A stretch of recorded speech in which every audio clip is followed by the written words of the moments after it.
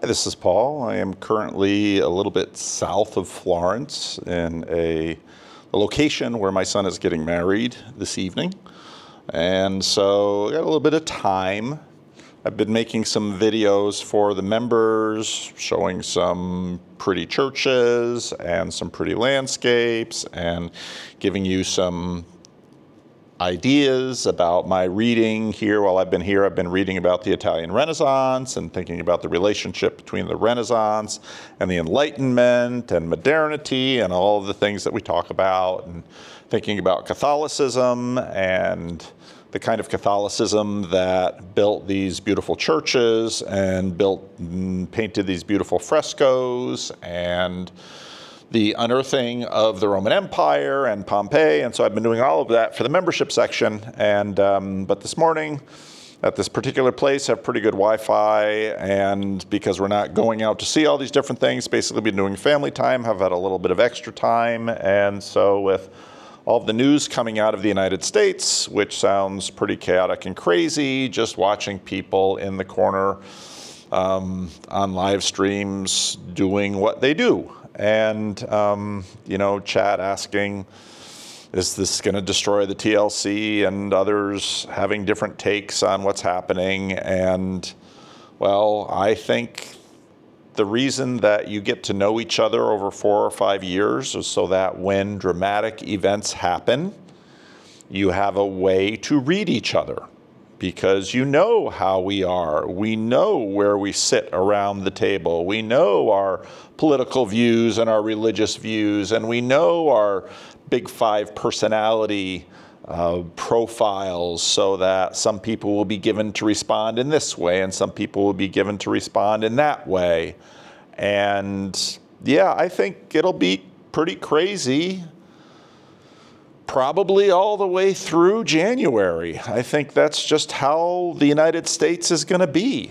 And I listened to a whole bunch of different things. I was listening to Neil on Chad's live stream, and I was listening to Mark's live stream, and I listened to some of what Luke recorded on his channel from that live stream that he participated in. And of course, Luke was arguing for personalism, and even Father Eric showed up in the larger corner and asked about democracy, which sort of made me chuckle after reading all about the Guelphs versus the Ghibellines, and the tussling between the Holy Roman Emperor and the Pope throughout the Middle Ages, and then Dante being exiled from the city, and been reading up on Petrarch, and now I'm moving into the great artists, Michelangelo, Donatello, all the Ninja Turtles, as even the tour guides say, and thinking a lot about prophilicity and how our culture works.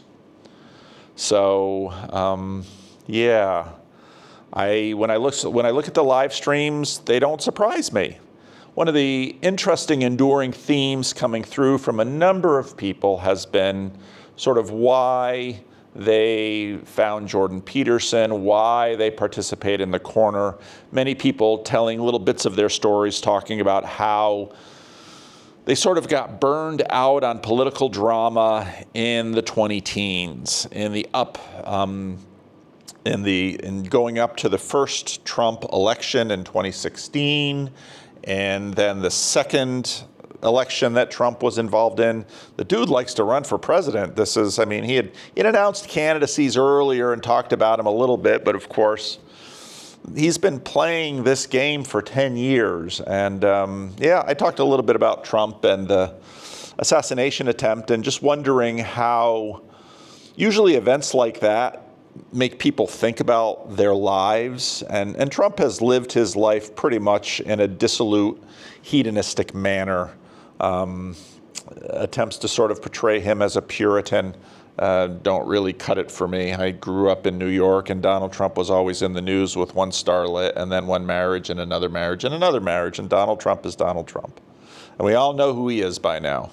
And same in the corner. We all know who we are by now. And when dramatic events happen, people get ideas, and then they speak with the personalities that they have. They speak from the chairs that they sit in. they give advice, they share their thoughts, and I think all of that is fine. Give advice, share your thoughts. We know who we are. I noted on Chad's live stream that someone decided to act pretty poorly, and Chad took him down pretty quick. And he's someone that wasn't very well known in the corner. I've seen some of his comments, and I thought Neil made a great comment. He said, "Well, you know, you let everybody know your first impression, and now we have the first impression of Yawn God." So there we have that. Just in case somebody starts thinking, well, who is he talking about?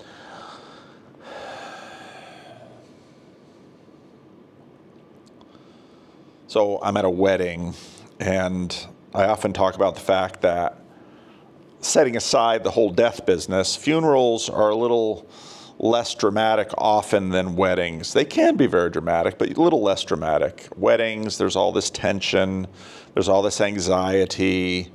Everyone is worried about looks, everyone is worried about performance, everyone is worried about how traditions are being kept or how traditions are being violated, and that is just the normal stuff of weddings. And that's pretty much the normal stuff of politics. Again, I've been reading some Renaissance Italy history while I've been here. Politics is always pretty crazy. And I think a big part of the movement into the TLC and the desire to talk to one another has been the fact that, well, Chad mentioned that the day after the assassination attempt, nobody at work talked about it. And others in that live stream said, well, that's probably not a great sign, because actually what we want is for a place to talk about things, for a place for people to share what they think. And, you know, just because somebody has a thought and somebody shares what they think doesn't mean that you have to think what they think. It's a basic rule about thinking. And you can listen to what they think, and you can consider what they think, and you can consider their arguments and their opinions, and you know their personality, and that sort of weighs on your overall map about how the world works. And that's a good thing. So we listen to each other, and we talk with one another, and we share our ideas, we share our opinions. Now, unless any of us are chairs of the DNC or running the Trump campaign or any of these things, I really liked one of the things that Neil said. I think it was in the Chad live stream, where he said, you know, he was tracking with politics very closely, and he found himself depressed. And I think Mark said a number of the same things, that he had become sort of a full-blown political activist, and it sort of ruined him. And many in the TLC have sort of backed off from that level of political activism. Now, that doesn't mean that people are no longer interested in politics, and it doesn't mean that people no longer have political ideas, and it doesn't mean that people don't have political commitments, and it doesn't mean any of those things. But remember that politics and religion are quite a bit like each other. And part of what that means is that people's political ideas and opinions, just like their religious ideas and opinions, most of the time tend to change slowly. And what we often discover is that they are changing slowly. And sometimes we wake up one day and we discover we think differently than we did before. And you know what? That's okay. That's how we work. We wouldn't want to live in a world where everybody's changing their mind every 3 minutes. Now, you might know some people like that, and once you get to know them like that, well, that's something that you know about them, and you keep that in mind, and everything else that they tell you is sort of measured by their continual change. So this is the way human drama works, and one of the best things to do when everyone is getting dramatic is to be patient and keep your head. Often people say, now is not a good time to panic. Well, please tell me when a good time to panic is. Good time to panic is when the house is on fire and you need that energy to burst out of the house. A good time to panic is when the boat flips over and you have to swim 3 miles to shore and you need that adrenaline. Those are good times to panic because, well, it's not even really panic. It's mostly that adrenaline kicks in and it's fight or flight. But with all of this political drama, most of us aren't players in it. You'll get a chance to vote in November. If you're an American citizen, so vote. And go ahead, vote for whoever you want to vote for. That's the way it works. You will be one tiny portion, and most of us don't live in Michigan or Pennsylvania or Ohio or any of the purple states, or Georgia or Virginia, these states that are probably going to decide the election. I will vote in California, and California will go Democratic. I'm pretty sure of that, as will Oregon and Washington. And most of us have seen the political map. We know how this game is played. And so every 4 years we hear, this is the most consequential election of your lifetime. After you've heard that enough, you think, maybe it is, maybe it isn't. Could be, might not be. The future's hard to know. One of the thoughts that I had also while I was listening to all of the chatter about this is how the exaptation of our relational, of our relational minds, that again is the sort of the mind that we use to approach the political sphere, which is very interesting. And I think it makes sense. And this is sort of akin to my early talk with John Vervaeke about how when we're the spirit of finesse versus the spirit of geometry, you cannot do geometry with politics. And the reason you can't do geometry with politics is that you simply do not have all of the information. Human beings, as Jordan Peterson has said many times, are the most complex things that we experience in this physical world face to face, that we relate to casually every day, one to another. You cannot do geometry with a human being. You cannot reduce a human being to geometry. What that means is that people are complex.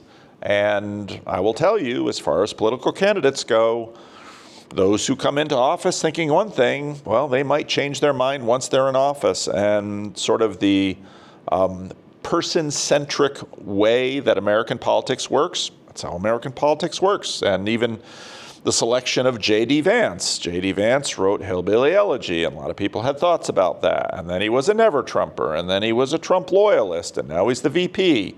Who will he be? Well, who was Mike Pence? And where was he when? And where was he then? And where is he now?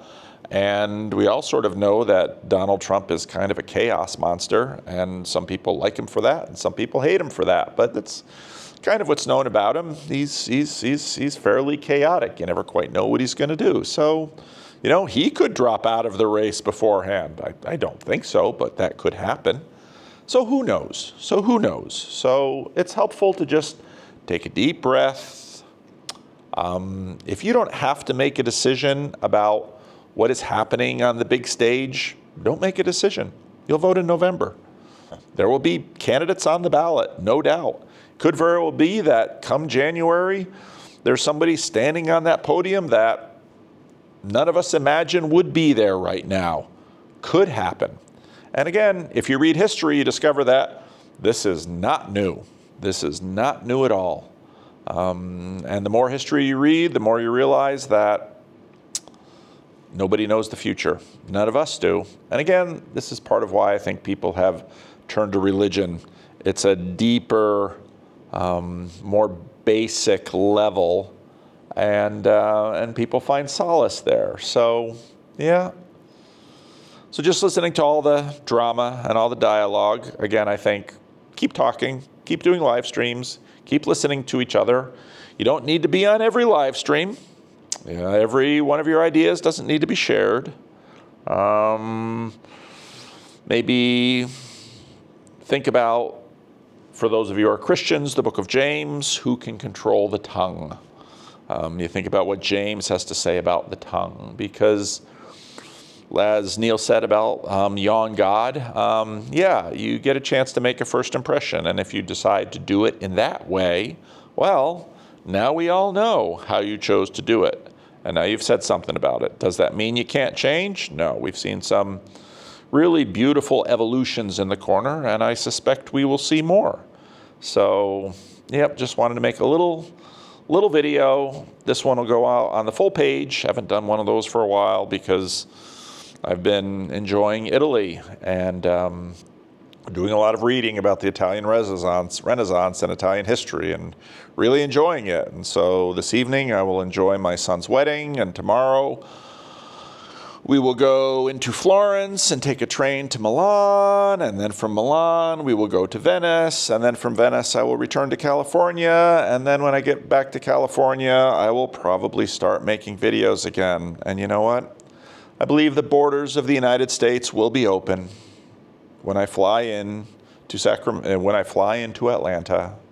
And I believe that the highways will be working and the states will be operating, and yeah, I think it'll be okay. I think it'll be okay. And if it's not okay, well, that's also sort of the nature of politics, and we'll live through that too. So everybody, enjoy your summer. Sorry it's so hot for those of you in California.